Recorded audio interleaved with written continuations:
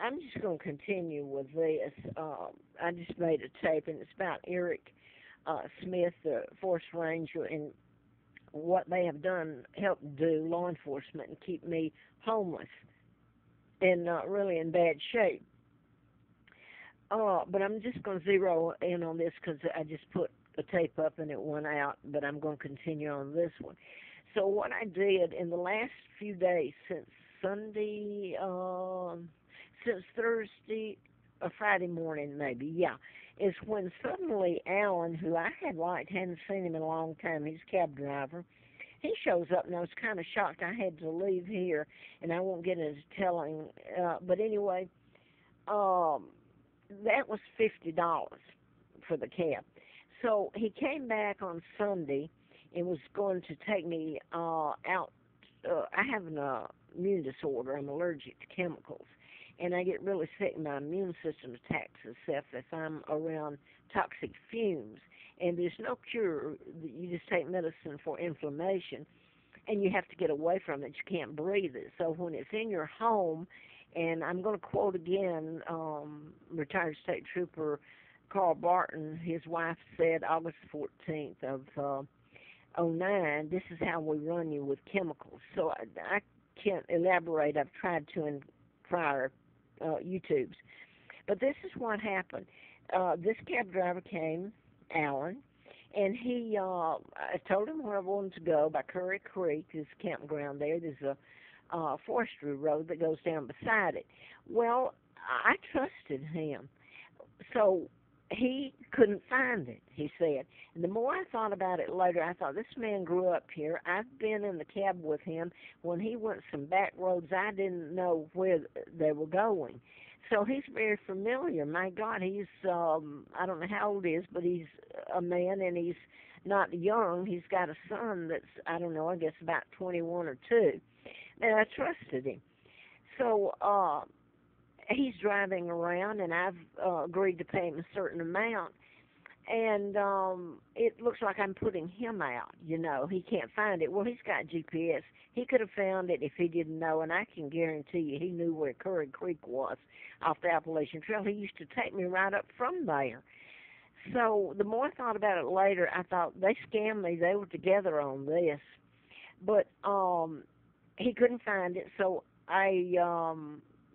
he said he had to turn the cab in, so I had to find another place. I said, well, let's go up across from Cornelius Shelter. There's on the Blue Ridge, there's a place to camp there that's free, and it has water. And so he had to call the forestry to get an okay. They have to get on the parkway. Well, so he said they told him that it was Sunday and cabs weren't allowed, which I knew was a lie. So then I had to find another spot. So I went near the North Creek campground, and about a fourth of a mile, and there was a place I used to camp. So I'm going to just tell you not how tough it was. It was overgrown. But he left me there with my tent and my food, and I just bought almost the last money I had after I paid him 100 and had gone to Walmart and bought some food and camping, more camping gear. So now then, I pulled it back a ways. I'm not sure how far, but it was back a little ways, and it's a road that's out, way out in the forest, and it's going to North Creek Campground, about a fourth mile from there. Anyway, I put the tent up, and no sooner had I gotten in there than Eric Smith. This is one of the rangers, and you have to know how they've run me and helped law enforcement keep me homeless. And this goes back to it's political. So he is really upset. I'd never seen him like that before. And he's telling me to get out and get the stuff out, and he didn't leave. He sit there, and I tried to take a picture of the vehicle with him sitting there, but he called, I don't know why he called him, a Fincastle cop shows up. And I said, well, I'm keeping my voice down because I don't want anything out of the way to go wrong. I said, why'd you bring him here? And he said, he's a friend of mine. And the cops they had this little conversation going out there right in front of me, saying, well, we're going to hire him when he retires. He's supposed to be retiring from the forestry soon. So they had called the cab that just dropped me off. I had his number, and Eric called him, and he's supposed to come get me. And, Eric's demanding. I'm 76 years old and can't walk hardly. All right. So the cab's on the way. The cop leaves. I never knew why he showed up, intimidate me or what. I'm leaving. What can I do? And so anyway, Eric sits out there, and I walk out there, and I said, Eric, um, we had started to go up. I was going to camp. I didn't say the first place, which the cab driver said he couldn't find by Curry Creek. I said, we were going up across the Blue Ridge, and he called to get an okay. I was going to that pond. He knew where I was talking about in camp, and he got really mad. He said, you're not going anywhere. You're not allowed on forestry land again. I said, can you give me a letter on that or a note? And he said, no. He said, I'll be right, I forgot his exact words, I'll be right behind you, and he was going to give me, lock me up. So he didn't have to answer to anybody.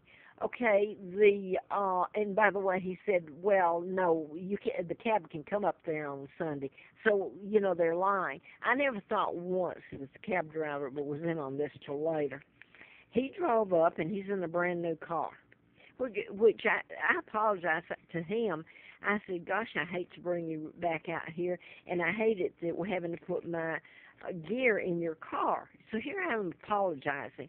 So we got it all together, and Eric gave me this, and they were talking a little bit. And by the way, Eric, I put this up, has, I've already put that up. It's about he's intimidated me, in other words, with a friend of his who works for mental health, Ferguson. So I won't go any further on that. You can surmise that. But this is what he gave, and it's talk. And by the way, I was telling him when I couldn't go on the 1/4 up to the North Creek because they've actually burned logs soaked in. And I'm telling you the truth. And there's other people that know this, not just me, deliberately. And I said that to him. He said, well, I'm not going to get, this is a cop who's ranger who's going to arrest me for, he doesn't have a reason. And I'm telling him about formaldehyde. Well, he knew about it. I didn't mention the logs. I knew he knew. And he himself mentioned the logs. He said, I'm not going to get involved in it. But he's law enforcement, and he's doing this to me. So, when the cab driver came, he got this. I don't know why he put his car down there, vehicle, but anyway, he did. So I started to say something else, and I don't know what it was, but anyway, he told the cab driver that this Alan, that he could not take me up to the spot that they'd called about and told the taxi couldn't come up there, the pond. So I had no place to go. He's telling me I either get out and get off of forestry land and don't come back, or he's going to arrest me. And he said, this is what he said. He laughed and he said, you're on fixed income, aren't you? I said, yes, you know that, Eric. You know the background on my being kidnapped and everything. And he said, well, he'll take you back free on this one because $100 is a lot to have charged you to come out here anyway. Well, I looked back at it, and I know now they were in on the scam. And they got away with it just like they have all the rest. I just didn't expect it of Alan. So, of course, Alan charged me. The thing that got me is when he got back here, he didn't take me on into Roanoke. He didn't take me all that many miles, but I gave him $100. It was the last one I had. So they had scammed me with what was going on for like $500 in the matter of about from Thursday morning till Sunday night. And he took the $100 and he left. So he did. First of all, I got a phone call today from somebody out by Curry Creek, and she said, well, you can still get there. It's open. There's camping. So I ended up, I thought, they are in on this together. And I called the National Forest a couple of places. I finally got to the lady that knew. She gave me the number of the Forest Service road. She said, it's still camping there, and as long as you clean it up and all that, it's open to the public. So the whole thing was a scam.